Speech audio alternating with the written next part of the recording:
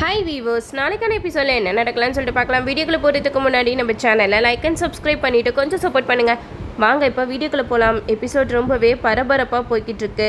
நம்ம அபூர்வா தான் கொலையாளி அப்படிங்கிறத நம்ம பூமி எல்லாருக்கிட்டையுமே நிரூபிச்சிட்டாங்க. அது மட்டும் இல்லாமல் சந்திரா அபூர்வாவை அடியில் வெளுத்து வாங்குறாங்கன்னே சொல்லலாம். என்ன தைரியம் இருந்தால் நான் உயிருக்கு உயிராக நேசித்த என்னோட ஷோபாவை எப்படி துடிக்க துடிக்க சாகடிச்ச உனைனா சும்மா விட மாட்டேன் அப்படின்னு சொல்லிட்டு பயங்கரமாக அடிக்கிறாங்க அபூர்வாவை. நட்சத்திரா எவ்வளோ வந்து தடுக்கிறாங்க. அப்போ சந்திரா நட்சத்திரா கிட்ட சொல்கிறாங்க, இங்கே பாரு நட்சத்திரா, என்னை இதுக்கு மேலே யாராவது தடுத்தீங்க அவ்வளவு தான், என் கையால் தான் இவளுக்கு சாவு அப்படின்னு சொல்லிட்டு நம்ம அபூர்வாவை ஷூட் பண்ணுற அளவுக்குலாம் போயிடுறாங்க. அப்போ நம்ம பூமி வந்து தடுத்துடுறாங்க. வேணாப்பா, இவங்க பண்ண பாவத்துக்கு கண்டிப்பாக சட்டம் இவங்களை தண்டிக்கும் அப்படின்னு சொல்லிட்டு பூமி சமாதானப்படுத்துகிறாங்க. அப்போ தான் கேபி வந்து சொல்கிறாங்க, சந்திரா நீங்கள் அவசரப்பட்டு இவளை சாகடிச்சிட்டிங்கன்னா ஒரே நிமிஷத்தில் போய் சேர்ந்துருவா, இவன் அணுவாக சித்திரவதையை அனுபவிச்சு சாகணும் அப்படின்னு சொல்லிட்டு கேபி சொல்ல, இதை கேட்டால் அபூர்வா கேபி மேலே செம்ம கோவப்படுறாங்க. அது மட்டும் இல்லாமல் நட்சத்திரா கேபியை பார்த்து சொல்கிறாங்க, என்ன மாமா, எங்கள் அம்மா இந்த குடும்பத்துக்கு எவ்வளோ நல்லது செஞ்சுருக்காங்க, அதை எல்லாத்தையுமே மறந்துட்டு இப்படி பேசிக்கிட்டு இருக்கீங்க அப்படிங்கிற மாதிரி சொல்ல, அதுக்கு கேபி சொல்கிறாங்க, இங்கே பாரு நட்சத்திரா, அபூர்வாவை அரெஸ்ட் பண்ணுறதுக்கு போலீஸ் வந்துட்டு இருக்காங்க. நீ சும்மா உங்கள் அம்மாவுக்கு ஏற்ற மாதிரி பேசிகிட்டு இருந்தனா கடைசியில் நீயும் இதில் ஒரு குற்றவாளி அப்படின்னு சொல்லிட்டு உன்னையும் அரெஸ்ட் பண்ணிட்டு போயிடுவாங்க அப்படிங்கிற மாதிரி சொல்லி நட்சத்திராவை பயன்படுத்துகிறாங்க. இந்த சைடு அதிகாரிங்களாம் வீட்டுக்கு வந்துடுறாங்க. மேடம், நீங்கள் செஞ்ச தப்புக்கு கண்டிப்பாக தண்டனை அனுபவிச்சு தான் ஆகணும். அந்த ஏசிபி சார் எவ்வளோ பெரிய லெவலில் இருக்கிறவர், அவரையே நீங்கள் இப்படி காரை வச்சு போட்டு தள்ளுவீங்களா, அவங்களெல்லாம் சும்மாவே விடக்கூடாது அப்படின்னு சொல்லிட்டு அங்கே லேடி கான்ஸ்டபிளை வர வச்சு நம்ம அபூர்வாவை கையும் கொள்ளுமா பிடிச்சி இழுத்துட்டு போகிறாங்க. நம்ம அபூர்வா திரும்பி பூமி கேபி எல்லாருமே பார்த்து ஒரு முறைக்கிறாங்க பாருங்க. கண்டிப்பாக நான் அவங்களெல்லாம் சும்மா விட மாட்டேன்டா, பழி வாங்காமல் விட மாட்டேன் அப்படின்னு சொல்லிட்டு அவங்க கண்ணிலேயே எல்லாருமே மிரட்டிட்டு போகிறாங்க. கடைசியாக நம்ம அபூர்வா சந்திரா கிட்ட சொல்கிறாங்க, மாமா கண்டிப்பாக உங்களுக்கு ஒரு நாள் உண்மை தெரிய வரும், நான் இந்த கொலையை செய்யலை அப்படின்னு சொல்லிட்டு உங்களுக்கு ஏதாவது ஒரு உண்மை தெரிஞ்சிச்சுன்னா நீங்கள் அப்போ ரொம்ப வருத்தப்படுவீங்க அப்படிங்கிற மாதிரி சொல்ல, அதுக்கு சந்திரா சொல்கிறாங்க, போதும் அபூர்வா, இவ்வளோ நாள் நீ என்கிட்ட நடித்து நாடகம் ஆடுனதெல்லாம் போதும், இதுக்கப்புறமும் உன்னோட ட்ராமாவை நம்புறதுக்கு நான் ஆள் கிடையாது, ஒழுங்காக இவளை கூட்டிகிட்டு போங்க அப்படின்னு சொல்லிட்டு அபூர்வாவை துரத்து விட்டுடுறாங்க. இவ்வளோ நாளாக எதிர்பார்த்து காத்துட்டு இருந்த ஒரு விஷயம் நடந்து முடிஞ்சிருச்சு. அதாவது ஷோபா சந்திரா கொலை வழக்கில் நம்ம அபூர்வாவை போலீஸ் அரெஸ்ட் பண்ணி கூட்டிகிட்டு போயிட்டாங்க. இந்த சைடு நம்ம நட்சத்திரா வந்து பயங்கரமாக அழுகிறாங்க.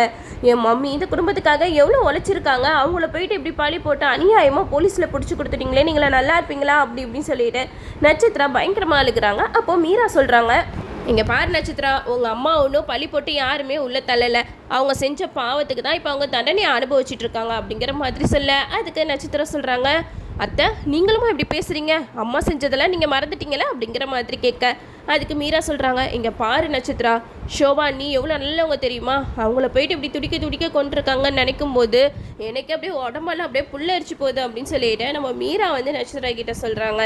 இதெல்லாம் கேட்டுட்டு நட்சத்திரா, என் மம்மி எப்படி வெளியில் எடுக்கணும்னு எனக்கு தெரியும் அப்படின்னு சொல்லிட்டு கோவமாக போயிடுறாங்க. அப்போது நம்ம சந்திரா வந்து ஒரு சம்பவம் பண்ணுறாங்க. அதாவது சோபா சந்திரா ஃபோட்டோவில் மாலை மாட்டியிருக்கேன் இல்லையா, அந்த மாலையை ரிமூவ் பண்ணிடுறாங்க. அப்போது நட்சத்திரா சொல்கிறாங்க, என்னப்பா எதுக்காக இப்போ அந்த மாலை எடுக்கிறீங்க அப்படிங்கிற மாதிரி கேட்க, அப்போது சந்திரா நட்சத்திராவை பார்த்து முறைச்சிக்கிட்டு அந்த மாலையை எடுத்துகிட்டு போயிட்டு அபூர்வா ஃபோட்டோவில் மாட்டுறாங்க. இதை பார்த்ததுமே நம்ம நட்சத்திராவுக்கு செம கோவம் வருது. சந்திரா கிட்ட சொல்கிறாங்க, என்னப்பா பண்ணிக்கிட்டு இருக்கீங்க, உங்களுக்கு என்ன கிறுக்க பிடிச்சிக்கிச்சா அப்படி இப்படின்னு கேட்க, அப்போது சந்திரா சொல்கிறாங்க, என்னை பொறுத்த வரைக்கும் ஷோபா இன்னும் சாகலை, அவள் பூமியோட ரூபத்தில் உயிரோட தான் இந்த வீட்டில் இருக்கா, அது மட்டும் இல்லாமல் இப்போது அபூர்வா செத்துட்டா, என்னை பொறுத்த வரைக்கும் உயிர் இல்லாத ஒரு மனுஷி தான் அபூர்வா, அதனால தான் அவளோட படத்துக்கு நான் மாலையை மாட்டினேன், அவளுக்கு உயிர் இருக்கிறதும் ஒன்று தான் உயிர் இல்லாததும் ஒன்று தான் அப்படின்னு சொல்லிட்டு நம்ம சந்திரா செம்மையாக பேசுகிறாங்க. அப்போது பூமியை பார்த்து சொல்கிறாங்க, பூமி அபூர்வா பண்ண தப்புனால நீ எவ்வளோ கஷ்டத்தை அனுபவிச்சிருப்ப, அது மட்டும் இல்லாமல் பிறந்த குழந்தையிலே அம்மாவோட பாசமும் அரவணைப்பும் கிடைக்காம நீ கஷ்டப்பட்டு வளர்ந்தது எல்லாமே இப்போ என் கண்ணு முன்னாடி வந்துட்டு போதுமா, ஒரு வழியாக நீ என்கிட்டயாவது வந்து சேர்ந்தியே, இனிமேட்டு நான் உன்னை கஷ்டப்படுத்தவே மாட்டேன், இவ்வளோ நாள் நீ பட்ட கஷ்டமே போதுமா அப்படின்னு சொல்லிட்டு சந்திரா வந்து ரொம்ப எமோஷ்னலாக பேசிக்கிட்டு இருக்காங்க. இதெல்லாம் பார்த்துட்டு நட்சத்திரா செம கோவத்தோடு போகிறாங்க. அப்போது நம்ம செரி வந்து பூமி கிட்ட சொல்கிறாங்க, பரவாயில்லையே பூமி, எவ்வளோ போராட்டத்துக்கு பிறகு ஒரு வழியாக அபூர்வாவை ஜெயிலில் தள்ளியாச்சு அப்படின்னு சொல்லிட்டு செரி வந்து பேசிக்கிட்டு இருக்கேன். அப்போது பூமி சொல்கிறாங்க, என் அம்மாவோட ஆத்மா இன்றைக்கி தான் சாந்தி அடைஞ்சிருக்கோம் அப்படிங்கிற மாதிரி நம்ம பூமி செரி கிட்ட சொல்லிக்கிட்டு இருக்காங்க. அப்போ செரி சொல்கிறாங்க, ககன் கல்யாணத்துக்கு இன்னும் 2 days தான் இருக்குது, என்ன பண்ண போகிறோம் பூமி அப்படிங்கிற மாதிரி சொல்ல, அதுக்கு பூமி சொல்கிறாங்க, அது என்ன பண்ணணும் எனக்கு தெரியும் சரி, கண்டிப்பாக மாமா என்னை தவிர வேறு யாரையும் நினச்சி கூட பார்க்க மாட்டார். அது மட்டும் இல்லாமல் அந்த தாரா கழுத்தில் தாலி கட்டவும் மாட்டார்.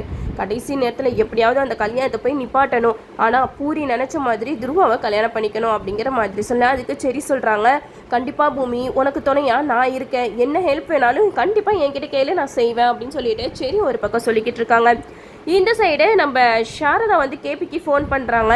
இந்த மாதிரி பூரிக்கு கல்யாணம் நடக்க போகுது இல்லையா, அதுக்கு முன்னாடி பூரிக்கு கன்னியாதானம் பண்ணணும் அப்படிங்கிற மாதிரி சொல்ல இதை கேட்ட கேபி சொல்கிறாங்க, சரி சாரதா நான் வரதுக்கு ரெடியாக தான் இருக்கேன், ஆனால் ககன் நான் வந்து அந்த பூஜையெல்லாம் பண்ணால் ஏற்றுப்பானா அப்படிங்கிற மாதிரி கேட்க அதுக்கு சாரதா சொல்கிறாங்க, அதெல்லாம் ஒன்றும் சொல்ல மாட்டான், நீங்கள் வாங்க, அவன் தங்கச்சிக்காக கட்டின பொண்டாட்டியே விட்டு கொடுத்தவன் கண்டிப்பாக இந்த பூஜையில் உங்களை உட்கார வைக்க சம்மதிப்பான் அப்படின்னு சொல்லிட்டு சாரதா சொல்ல இதை கேட்டுட்டு கேபியும் பூஜை நடக்கிற இடத்துக்கு வராங்க.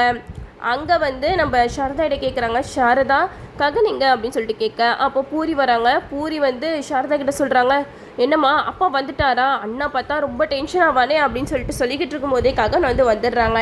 ககன் வந்து கேபியை பார்த்து சொல்கிறாங்க, என்ன தைரியம் இருந்தால் நீங்கள் இங்கே வருவீங்க, அதான் எங்கள் அப்பா இறந்துட்டார்ல, அதுக்கப்புறம் எதுக்கு நீங்கள் வந்து கன்னியாதானம் பண்ணுறதுக்கு வந்திருக்கீங்க அப்படிங்கிற மாதிரி கேட்க அதுக்கு சாரதா சொல்கிறாங்க, போதுக்காக நிறுத்து, இனிமேட்டு உன் பேச்சை நான் கேட்குற மாதிரி இல்லை, நீ எப்படி பூரி கல்யாணம் நல்லபடியாக நடக்கணும்னு சொல்லிட்டு பூமியவே விட்டு கொடுக்குறியோ அதே மாதிரி தான் நானும் பூரி கல்யாணம் நல்லபடியாக நடக்கணும்னு சொல்லிட்டு நான் இவரை கன்னியாதானம் பண்ணுறதுக்கு வர வச்சுருக்கேன் அப்படின்னு நம்ம சாரதா சொல்ல இதை கேட்டுட்டு நம்ம ககனுக்கு பயங்கரமாக டென்ஷன் ஆகுது. அது மட்டும் இல்லாமல் ஒரு பக்கம் பூமிக்கு இந்த கல்யாணத்தை எப்படிடா நிப்பாட்டுறது அப்படின்னு சொல்லிட்டு யோசிக்கிட்டு இருக்காங்க. நம்ம அப்புறம் வந்து ஜெயிலுக்கு போய் திருந்தலை, ஜெயிலில் இருந்துகிட்டே எப்படியாவது ககன் பூமியை நிரந்தரமாக பிரிக்கணும், அதுக்கு நம்மளுக்கு குறிக்கோளாக இருக்கிறது இந்த தாரா தான், தாராவை வச்சு தான் 2 பேரையும் பிரிக்கணும் அப்படின்னு சொல்லிட்டு அந்த அபூர்வா ஜெயிலுக்குள்ளே இருந்தே பிளானை போடுறாங்க.